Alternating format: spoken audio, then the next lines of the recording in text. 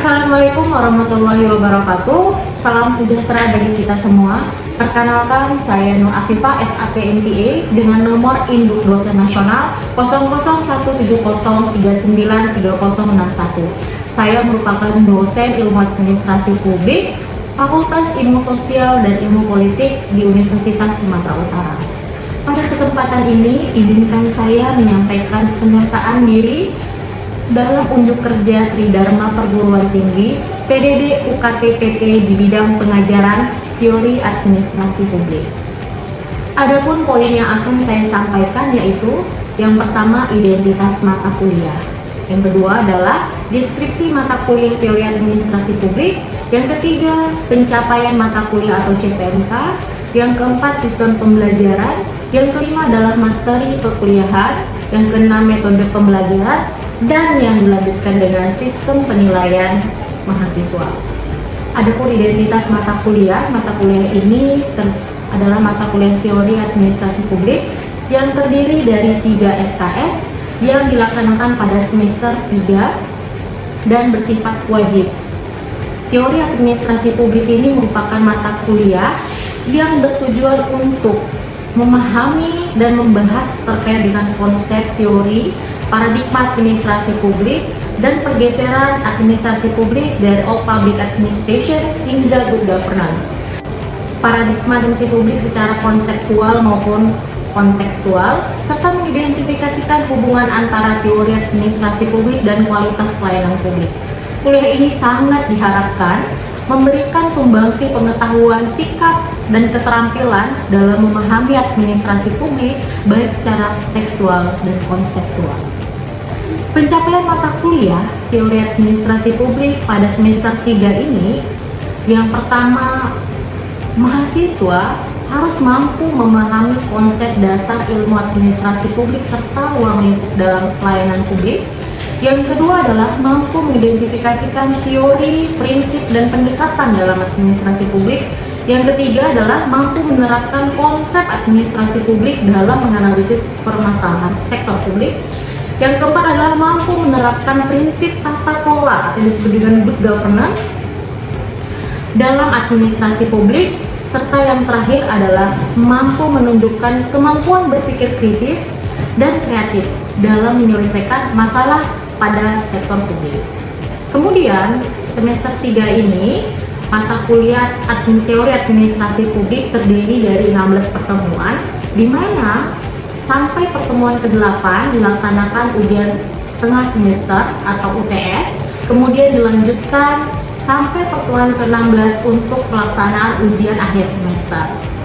Adapun metode yang digunakan yaitu dengan metode ceramah, presentasi, diskusi, dan studi kasus. Sementara dalam model pembelajaran menerapkan sistem blended learning. Sistem blended learning ini dilakukan secara keseluruhan. Yang pertama terdiri dari sinkronus yaitu luring, tatap muka, dan daring secara online. Asinkronus, mahasiswa dapat mengakses melalui laman satu USU.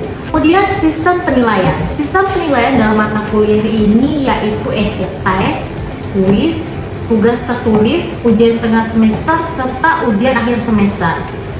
Kemudian penilaian selanjutnya bisa melalui non-test. Nah, non-test ini terdiri dari tingkat kehadiran, tingkat keaktifan mahasiswa di dalam kelas, dan case method yaitu CML. Demikian pernyataan diri dosen di bidang pengajaran yang saya terapkan pada mata kuliah teori administrasi publik FISIP USU. Berikut ini adalah video pengajaran saya pada mata kuliah teori administrasi publik kepada mahasiswa semester 3 di dalam kelas dengan menggunakan metode luring, tatap muka, dan diskusi. Assalamualaikum warahmatullahi wabarakatuh. Assalamualaikum warahmatullahi wabarakatuh. Waalaikumsalam warahmatullahi wabarakatuh. Salam sejahtera untuk kita semua. Selamat pagi anak-anak ibu yang sangat berbangga hari ini. Pagi Ibu. Oke, jadi sebelum kita memulai perkuliahan hari ini, tentunya kita berdoa menurut agama dan keyakinan masing-masing, ya, berdoa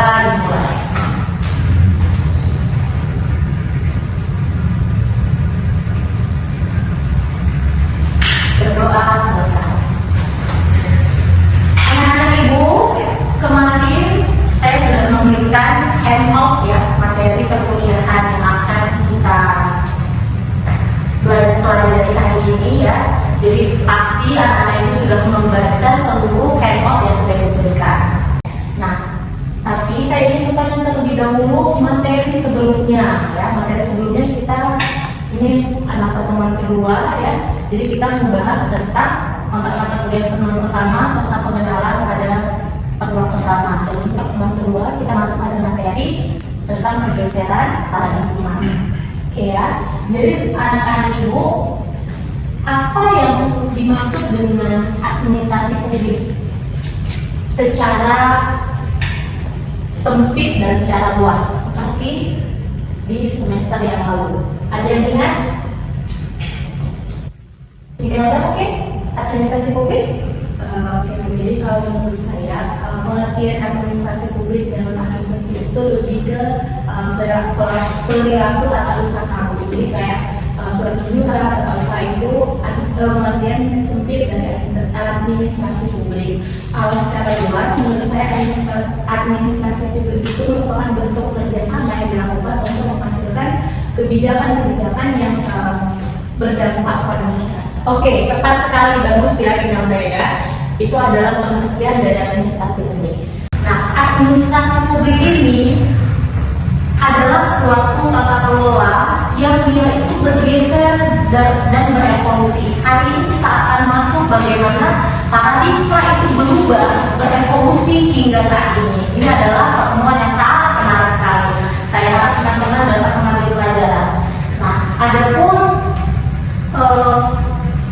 tujuan pembelajaran kita hari ini adalah pertama, tentu saja saya berharap teman-teman mampu menguasai dan menjelaskan pengertian mengenai all public administration. Yang kedua adalah mahasiswa mampu mengkritisi kegagalan struktural all public administration yang memicu lahirnya gerakan privatisasi pada era NPR ya.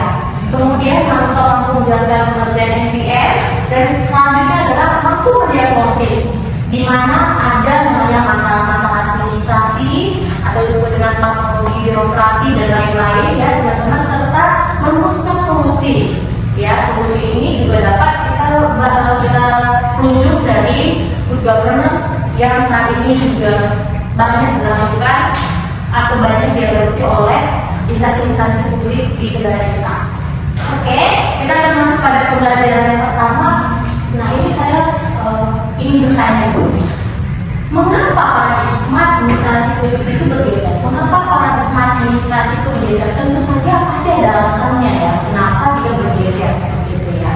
Nah, pergeseran itu tentu saja punya banyak filosofis atau nilai filosofis yang ada pada alasan-alasan ya, baik itu perubahan kondisi sosioekonomi pada masa itu, kemudian tuntutan efektivitas pelayanan ya, serta globalisasi. Ini paling banyak memicu lahirnya gerakan-gerakan atau evolusi dari paradigma itu tadi ya teman-teman ya. Selain itu juga adanya kerja birokrasi yang secara fundamental itu sangat mempengaruhi efektivitas pelayanan. Makanya di sini kita akan belajar terkait dengan mengapa dia bergeser seperti itu ya. Tapi sebelum kita bergeser kepada slide berikutnya, teman-teman di sini pernah nggak dengar public administration seperti itu? OPA gitu ya. Sudah pernah ya, berarti saya tidak perlu menjelaskan secara panjang lebar lagi karena teman-teman sudah menguasai ya, itu sangat baik sekali ya. Nah, ada public administration ini adalah kalau kita lihat dari karakteristiknya ya, yang pertama adalah suatu model birokrasi yang sifatnya itu Weberian gitu. Nah, karena ini didasarkan pada teori-teorinya Max Weber ya. Siapa yang tahu di sini Max Weber itu siapa? Ada yang tahu Max Weber itu siapa? Bapak? Birokrasi, oke, ya teman-teman ya. Berarti teman-teman di sini sudah sangat membaca yang saya berikan kemarin. Nah, pada model birokrasi Weberian atau Max Weber ini tadi, penekanannya itu sangat-sangat formal dan sangat hierarkis ya. Sehingga secara personal dia itu memiliki basis aturan yang sangat-sangat kaku atau disebut dengan rigid gitu ya teman-teman ya. Kalau SOP-nya itu harus itu, tidak ada fleksibilitas di dalam pengadministrasian maupun pelayanannya gitu ya teman-teman. Ini saya contohkan misalnya SOP untuk orang yang disabilitas dengan SOP untuk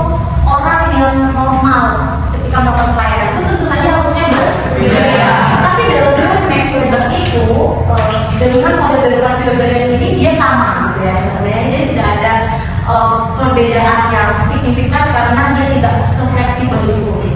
Yang kedua adalah ekonomi, politik, dan administrasi, di mana ada pemisahan yang tegas ya antara pembuat kebijakan atau politisi dan pelaksana kebijakan atau administrator profesional.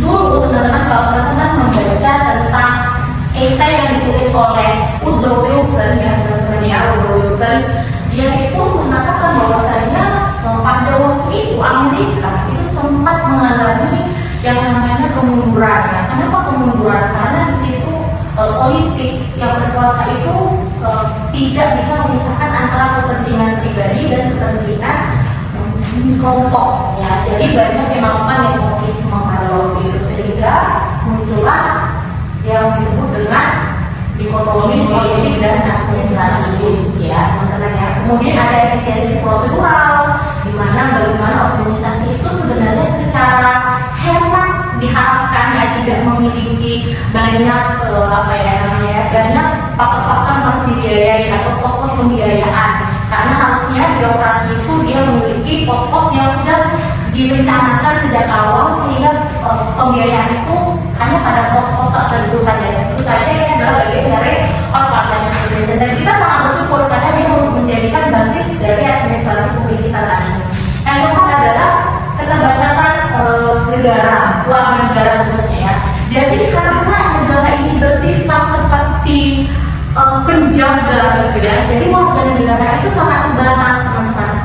Hak warga negara itu dipandang sebagai hanya penerima layanan, dia tidak dapat kemudian memiliki public choice gitu ya. Action di negara-negara lain kita lihat misalnya listrik gitu ya teman-teman ya. Listrik itu tidak hanya berasal dari PLN, mereka bisa mengambil dari perusahaan swasta seperti itu. Walaupun itu sebenarnya disediakan negara, tapi mereka bisa memilih itu disebut dengan public choice ya, pilihan terhadap pelayanan-pelayanan yang diberikan oleh pemerintah. Nah, pada filosofis ini di dalam OPA ini tadi adalah negara bertindak sebagai satu-satunya otoritas pengendali. Jadi dia memainkan negara secara monopoli ya teman-teman ya. Akibat sosial, penyediaan layanan primer, administrator yang menjadi pengendali politik langsung demi menjamin akuntabilitas formal pada parlemen atau DPR. Ini disebut dengan sistem of public administration. Tentu saja masih banyak lagi karakteristik OPA yang tidak standar di sini. Tapi saya yakin teman-teman di sini memahami hal itu ya, karena saya sudah memberikan teorinya.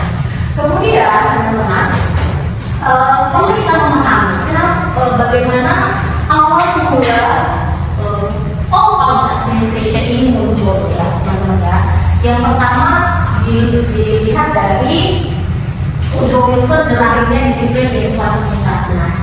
Pada abad ke-19 ya, pada abad ke-19 administrasi publik itu mulai dikenal ya. Padahal sebenarnya Woodrow Wilson ini menulis esai yang berjudul The Study of Administration itu pada tahun 1887. Tapi pada abad ke-19 itu baru dikenal seperti itu ya. Jadi sebenarnya ilmu pengetahuan itu dia beranjak atau berevolusi ketika memang itu dibutuhkan, karena sudah semakin mungkin crowded nepotisme yang semakin tidak karuan ya pada zaman itu, sehingga ini diadaptasi atau diadopsi gitu ya teman-teman ya. Nah terus itu berpendapat bahwa saya menjalankan konstitusi itu jauh lebih sulit daripada merumuskan konstitusi. Sehingga ya yang dibutuhkan itu birokrasi yang terlatih yang netral dan politik, kemudian yang efisien, itu bagaimana bisnis menjalankan produk bisnisnya gitu ya. Itu yang sebenarnya awal mula kenapa lahirnya public administration atau lahirnya ilmu administrasi. Nah, ini bisa teman-teman lihat ya di esainya Woodrow Wilson ya, di di handout yang juga saya sudah berikan ya. Nah, kemudian selanjutnya teman-teman bisa lihat di sini. Kemudian berjalannya public administration ini kemudian mendapat banyak kecaman dan kritik. Walaupun sebenarnya kita melihat sudah sangat baik sekali itu tertata dan tersusun ya, tapi ternyata dia mengundang mengundang banyak sekali polemik dari para ahli-ahli administrasi pada zaman itu serta para birokrat pada zaman itu. Yang pertama, mereka menganggap birokrasi yang kaku dan seperti Weberian tadi ya itu sangat berlebihan, ya sangat berlebihan dan membuat sistem itu lambat, gitu ya teman-teman ya. Yang itu adalah pemborosan keuangan, ya pemborosan keuangan. Di mana struktur birokrasi yang gemuk, harusnya kan sistem birokrasi itu adalah rapi, ya teman-teman ya. Nah, yang ketiga adalah apatisme publik, ya frustasi karena kelakuan birokrat ternyata tidak terlatih ya, tapi terlatih, gitu ya teman-teman ya. Nah itu adalah bagian-bagian kenapa kritik OPA ini dari terdapat kritik OPA dari berbagai birokrat dan juga ahli pada zaman. Oke, nah, sampai di sini ada yang ingin ditanyakan nggak? Ada yang ingin ditanyakan? Silakan. Oke, Mau Ida silakan ditanyakan. Ada yang ingin ditanyakan sepertinya? Karena Ibu kan sudah membahas mengenai OPA juga ya. Nah berarti dapat disimpulkan bahwasanya ini tuh mulai beradaptasi juga Ibu dengan kondisi masyarakat dan juga kondisi global yang sedang kita jalani seperti itu ya Bu. Iya betul sekali Mau Ida, pertanyaannya sangat bagus. Betul sekali. Paradigma yang kita jalani dalam salah satu OPA ini itu berasal dari sosioekonomi, globalisasi, ya pergeseran-pergeseran itu yang membuat munculnya paradigma baru seperti itu. Maulida, bagaimana? Oke, terima kasih Maulida, bagus sekali ya pertanyaannya. Oke, ada yang ditanyakan lagi sebelum kita ke next selanjutnya? Tidak ada, oke ya. Nah, kemudian muncul yang namanya New Public Management atau disebut dengan NPM. NPM itu sudah sangat-sangat dengan kuasai ya teman-teman ya. Nah, NPM ini lahir pada awal dekade 1980-an ya, dengan mengusung visi utama bagaimana memprivatisasi pemerintahan atau membisniskan pemerintahan, run government like business katanya gitu ya. Jadi karena mereka melihat kegagalan dari OPA ya, kemudian mereka munculkan ini harus kita buat seperti bisnis lah ya, supaya dia cepat seperti itu ya teman-teman ya. Nah birokrasi itu diajak ya, berfokus hanya pada hasil nyata ya, bukan sekedar proses administrasi. Warga negara yang lagi dipandang sebagai klien asing, tapi jangan sebagai customer. Ini seringkali muncul pada sedang komprehensi teman-teman. Perlu diperhatikan apa yang membedakan customer pada zaman OPA dan apa yang membedakan warga negara pada zaman OPA dan pada zaman NPM. Teman-teman harus bisa menjawab ketika nanti ini ditanya. Oke ya teman-teman ya. Ini juga bisa dilihat dari referensinya si Osborne ya, dari branding government. Oke ya. Sampai sini ada yang ditanyakan terkait dengan New Public Management? Oke, silakan Melda. Terima kasih buat kesempatannya. Jadi di sini saya masih mungkin kurang dalam penempatan di sini kan masyarakat di NPM ini dianggap sebagai pelanggan karena pemerintah itu kayak seperti penjual gitu tadi ya. Nah karena prinsip NPM ini menggunakan sosioekonomi ideologi ke bisnis gitu, apakah di sini maksudnya masyarakat sebagai pelanggan itu harus membayar agar mendapatkan layanan kepada pemerintah atau gimana? Oke, baik ya, Olivia, ini pertanyaan yang sangat bagus sekali. Ini yang membedakan dia dengan Open Administration dan paradigma sebelumnya. Betul, beberapa layanan itu tidak digratiskan. Ya, itu ada contohnya. Seperti dulu, ketika zaman saya masih kecil, itu kereta api itu dikelola oleh negara, ya. Kemudian diprivatisasi oleh Menteri Johan kalau masalah saya ya, pada waktu itu ya. Itu adalah salah satu evolusi langsung ya, sehingga kereta api yang saat ini kalian naiki itu udah sangat lebih baik sekali ya, dengan fasilitas yang menurut saya itu sangat baik sekali ya dibandingkan dengan zaman dulu. Itu adalah salah satu bukti nyata bahwasanya ternyata ketika itu diserahkan kepada sektor swasta it's not bad, itu nggak terlalu buruk kok gitu ya. Itu salah satunya, sehingga